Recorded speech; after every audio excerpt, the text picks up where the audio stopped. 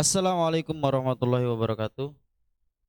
Alhamdulillah kita dapat berjumpa pada kesempatan hari ini dalam pelajaran TIK ya sahabat ya. Oke, bagaimana kemarin ada yang sudah mencoba? Ada yang sudah mencoba bagaimana memasukkan gambar atau membuat word art? Oke, di minggu lalu kita sudah belajar mengenai word art ya. Word art adalah tulisan yang bisa kita hias-hias.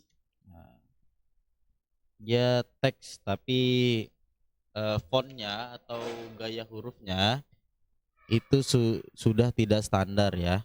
Jadi kelihatan bagus lah, ada efek-efeknya. Text word art dapat membantumu membuat tulisan lebih menarik dan indah. Jadi itu fungsinya word art ya.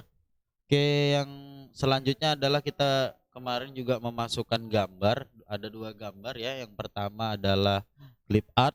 Yang kedua adalah gambar, nah, gambar yang dari luar komputer. Kalau clip art adalah gambar ilustrasi yang ada di dalam Microsoft Word-nya sendiri. Jadi kita tidak perlu mencari di internet lagi. Jadi kita hanya mencarinya di clip art aja, di ikonnya. Terus selanjutnya adalah ada icon picture. Nah, icon picture ini fungsinya untuk memasukkan gambar ya, memasukkan gambar yang ada di komputer kita. Jadi ini tidak tersedia gambar-gambar yang tidak tersedia di dalam Microsoft Word. Jadi kita cari di komputer kita atau kita searching dulu di internet lalu kita simpan di komputer kita lalu kita masukkan ke Word Art. Jadi seperti itu. Untuk membuat hiasan-hiasan ya. Atau membuat gambar-gambar atau tulisan informasi agar informasi tersebut bisa lebih menarik untuk dilihat dan dibaca, begitu ya sahabat ya. Oke, kali ini kita di minggu ini kita akan menghabiskan materi kita ya, yaitu mengatur tata letak gambar.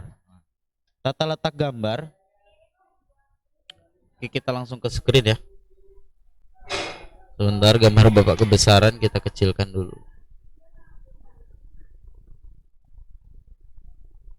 Oke, di sini sudah ada Microsoft Word 2010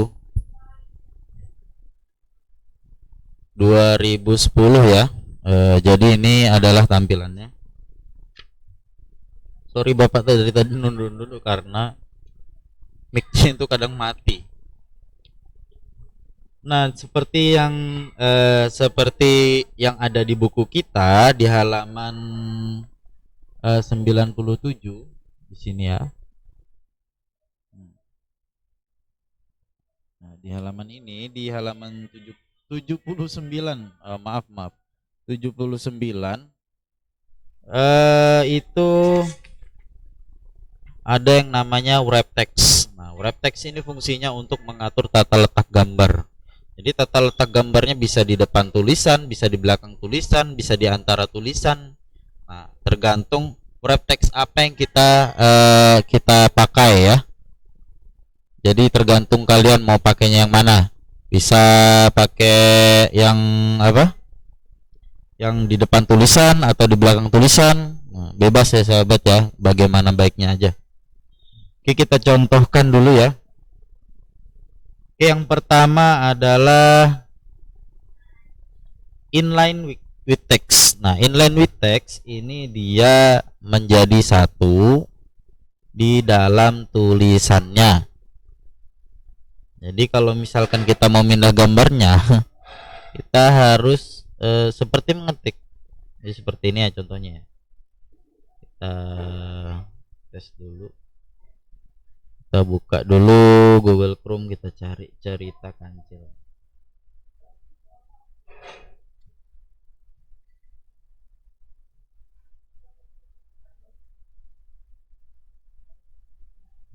Oke, mohon bersabar. Internetnya agak lelet ya.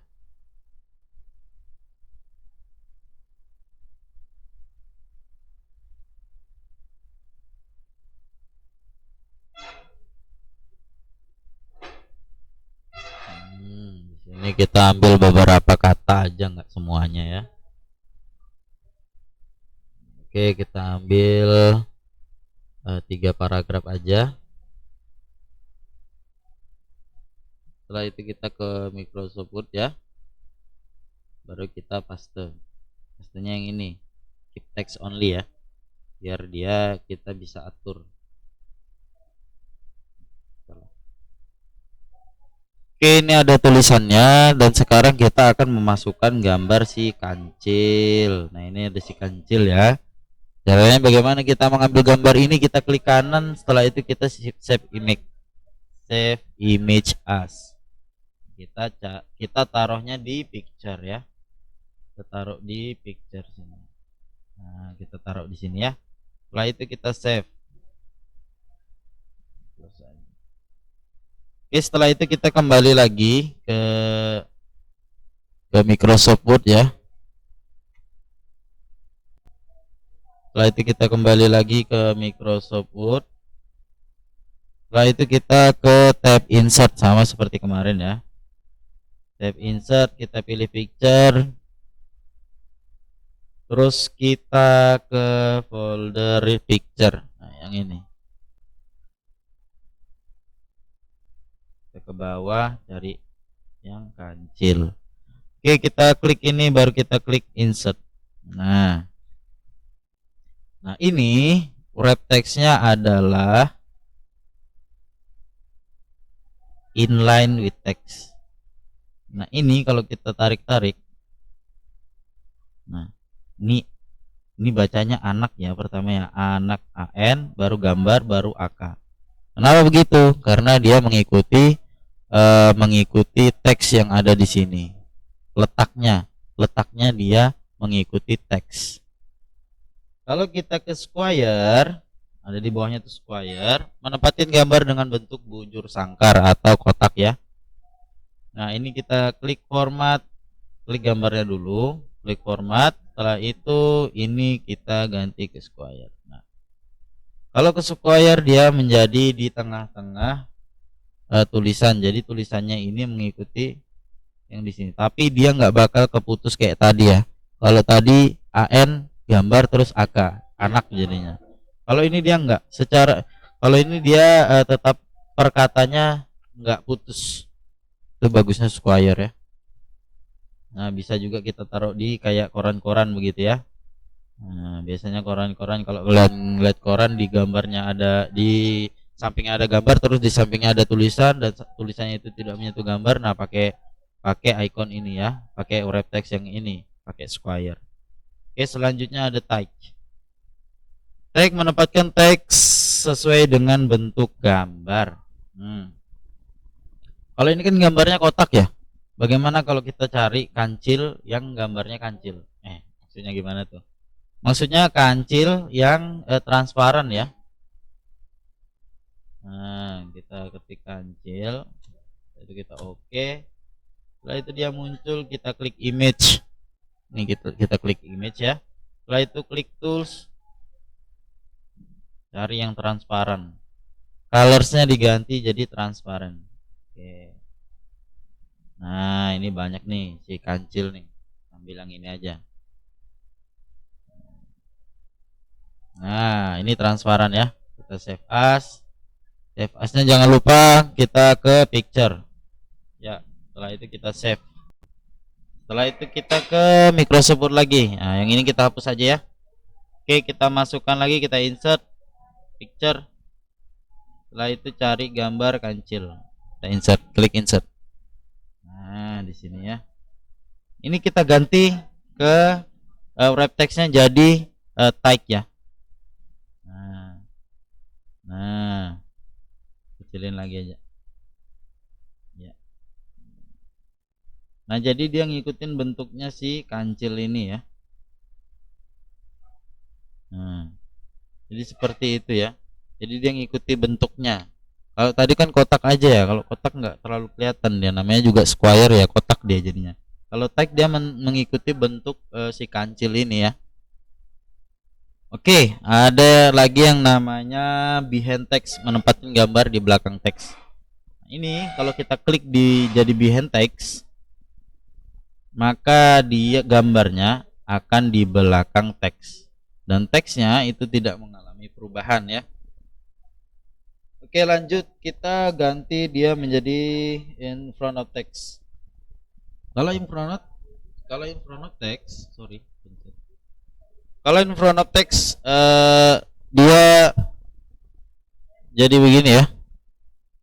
Jadi di depan tulisan. Jadi tulisannya ketutup sama gambar. Nah, itu in front of text. Nah, jadi di ketutupan gambar ya. Oke, lanjut lagi top and bottom. Nah, kalau top and bottom ini dia tulisannya berada di atas dan bawah daripada gambar. Seperti apa? Oke, kita tes juga top and bottom. Nah, jadi seperti ini ya. Jadi ini terpisah gara-gara gambar. Kalau kita geser, nah kita geser lagi, maka dia akan terpisah. Oke ya. Oke, lanjut lagi. Ada throat. Nah, ini. Kita pilih ya. Nah, ini sama, hampir mirip dengan type lah.